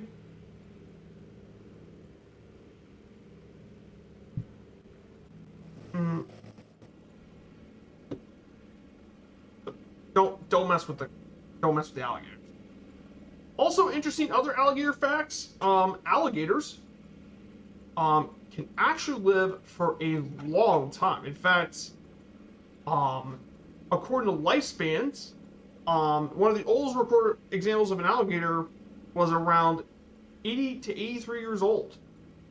It was Saturn. She was born in Mississippi in 1936, and she spent almost a decade in Germany before she spent the majority of her life at the Moscow Zoo, where she passed away in 2020.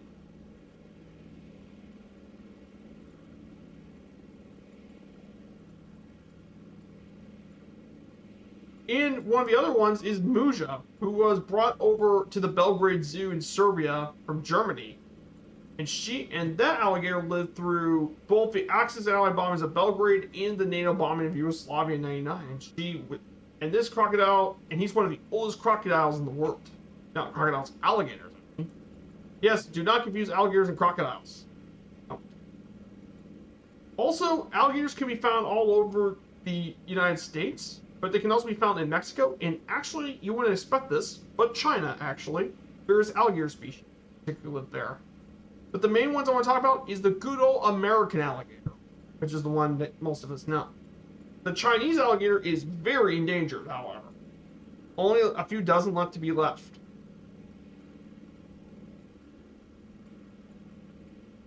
But American alligators mainly live in the United States, mainly Florida, Louisiana, and parts of Georgia, Alabama, and Mississippi.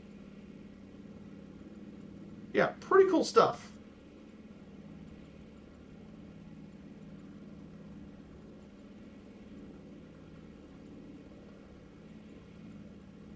But yeah, one more question for all you guys in the chat. I wondered, how can I tell the difference between an alligator and a crocodile?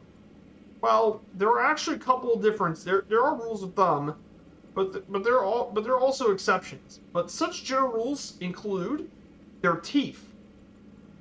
And that's the easiest way you can distinguish crocodiles from alligators. The teeth of the lower jaw of an alligator fits the sockets of an upper jaw, whereas the lower jaw of a croc fit in the grooves on the outside of the jaw.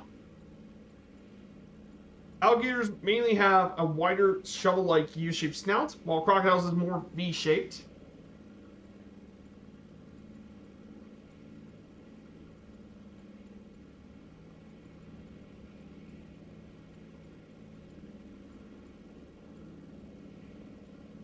And in that, crocodiles have modified salt glands as well, where alligators don't really have it.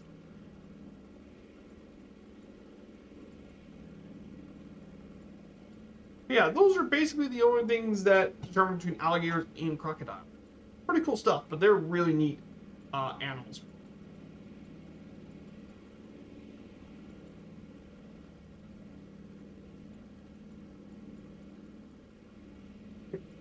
The only thing that bites harder than those alligators and crocodiles is the great white shark, which can bite at 4,000 feet per second. 4,000. The mouth, exactly. Tell the difference between the mouth.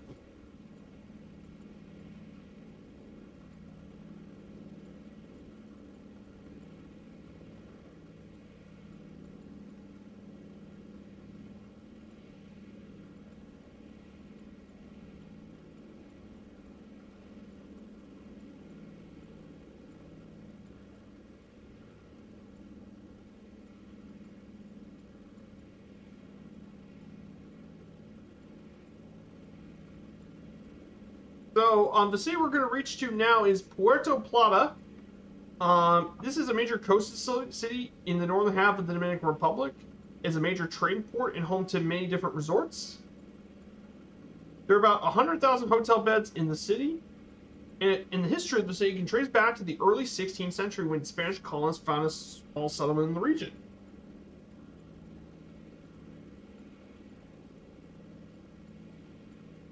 Originally was destroyed by the Spaniards back in 1605, but it was repopulated 100 years later from farmers from the Canaries. But the island, but Puerto Plata definitely has a pretty rich history as well. And it grew quite a bit with tourism, as this port receives a lot of cruise ships from like Carnival and others as well.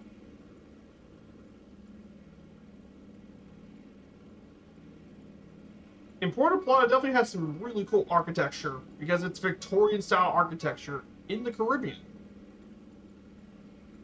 But of course, it's a very popular tourist destination. A lot of tourists do visit Puerto Plata.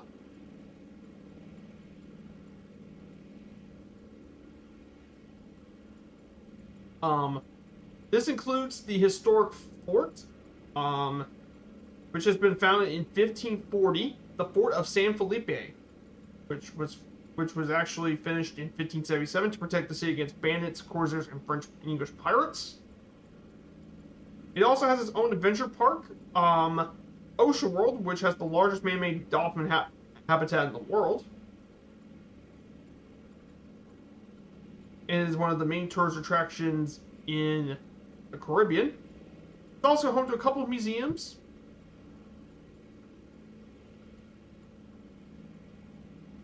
As well as a cable car. And the Mountain Pisco Isabel de Torres, which is about 2,400 feet high. Featuring a replica of Christ the Redeemer that was originally found in Rio.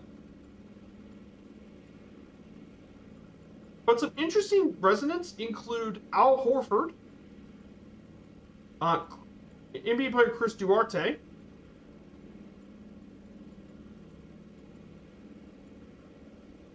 and former president of the Dominican Republic Carlos Felipe Morales, as well as the writer of the national anthem, of Dominican Republic's national anthem, Emilio Prudhomme.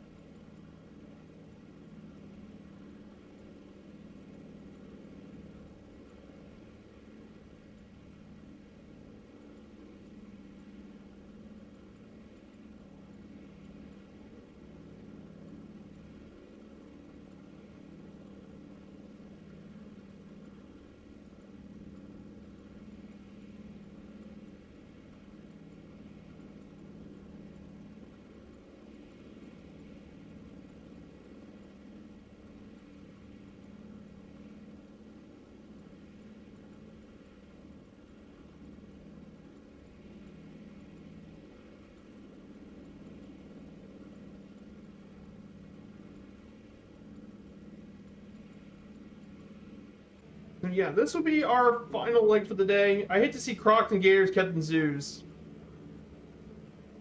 Yeah, I can understand that, Dougal.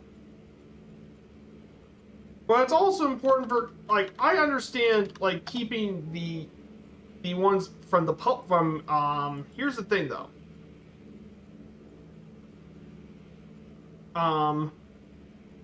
I understand, like, keeping them in the zoos that are critically endangered. Like, the Chinese alligator, as well as the gharial and other croc species, are endangered. Right? They could use all the help they can get, for sure, with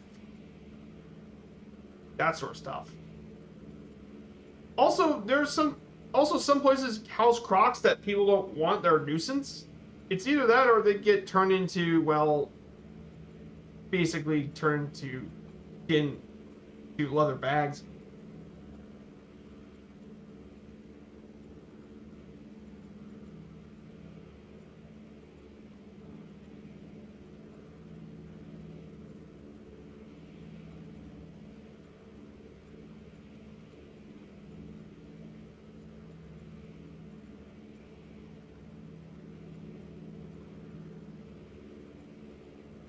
Yeah, the sanctuaries, I do agree with the sanctuaries being better.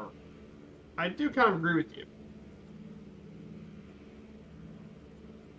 Though I do agree with you on that one, Dougal McTavish.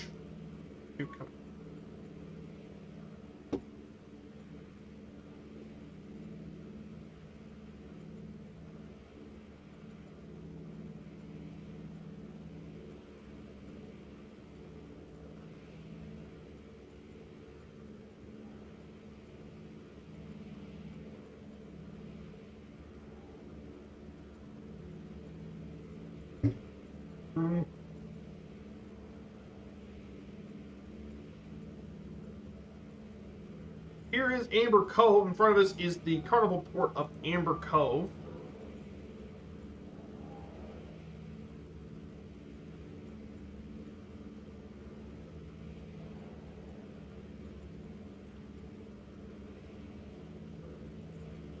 Add and turn.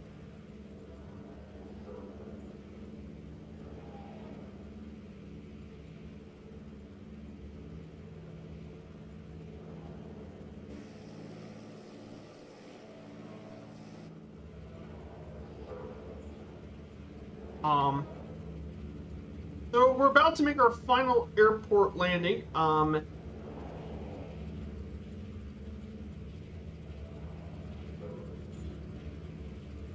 In Puerto Plata.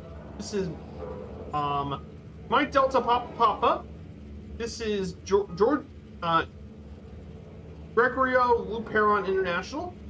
It's the Dominican Republic's 4th busiest airport by passenger traffic after Punta Cana, Santo Domingo, and Santiago de los Caballeros. It can handle planes of multiple sizes, from the big planes to the smaller ones, like some 4 smart planes.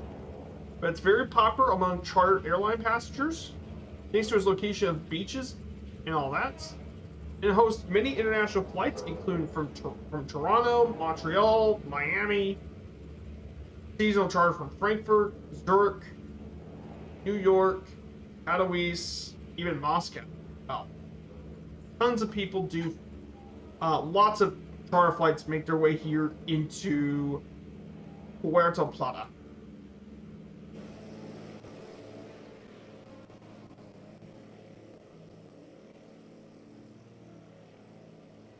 Yeah, look at that though. That is.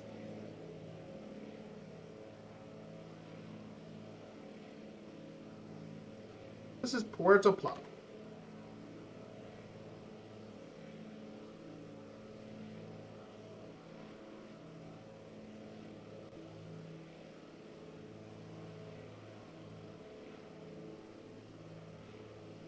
Yeah, guys, I hope you guys enjoyed the stream today. I know we've been doing quite a bit of flying.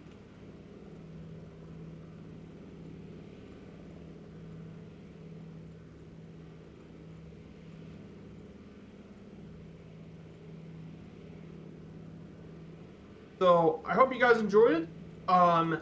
We will be back on Sunday. We'll be back there, and we'll be doing another. We finally get back to the DC-3 round the world trip that we are supposed to be doing. So we're gonna end up in. We're gonna take off from Cold Bay, Alaska, and we're gonna head up all the way to Alaska's largest city of Anchorage. So yeah, I got my facts and slides ready. So. Yeah, I'm going to have to get back to doing the long streams again. It's going to definitely be an interesting one to get back to the DC-3 streams. I got to prepare myself with that.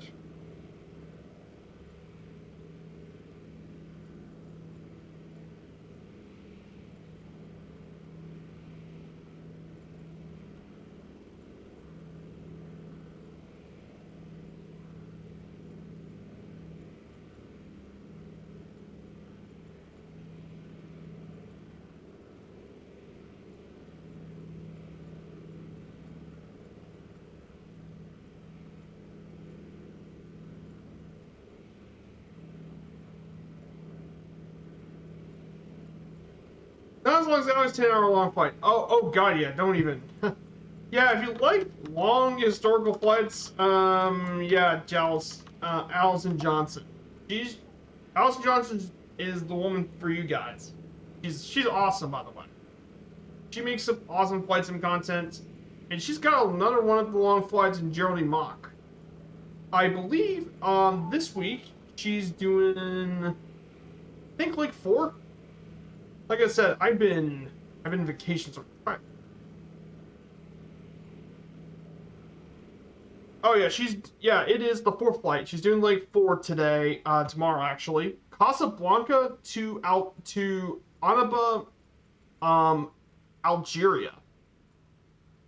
8 hours, approximately 889 nautical miles.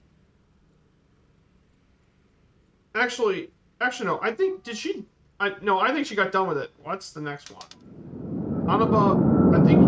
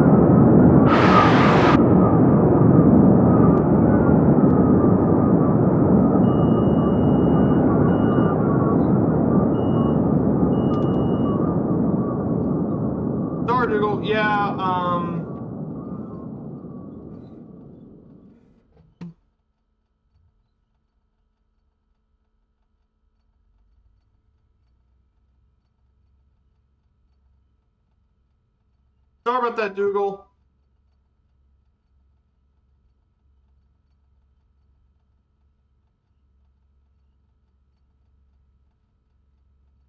So we're gonna get in taxi the parking spot.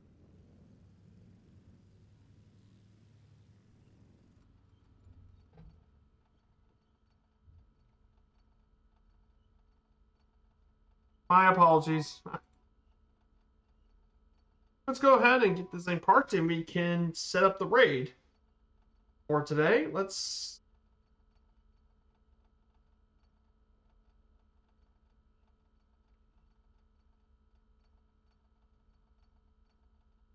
Okay, MSFS official's on, so maybe you can raid MSFS official. But there's also O Can Do for the raid. I'm guessing probably going to raid MSFS official. That's what I'm going to probably raid. They're doing a fight in Kiribati, which is in the middle of the Pacific.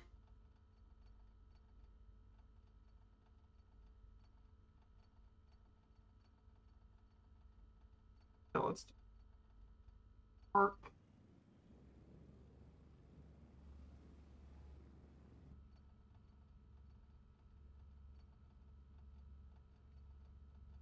Ah, they're doing World Ocean Day. Nice.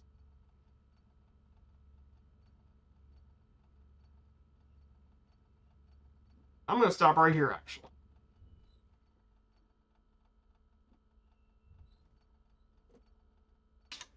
So guys, this is it, everyone. Thank you, everyone, here for today's flight across the Dominican Republic. I overall really enjoyed this flight today. It was a great flight. I really enjoyed the stream.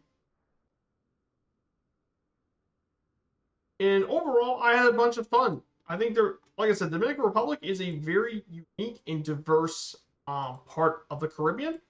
So it's great to have you guys here. We'll be back Sunday for our EC3 flight around the world.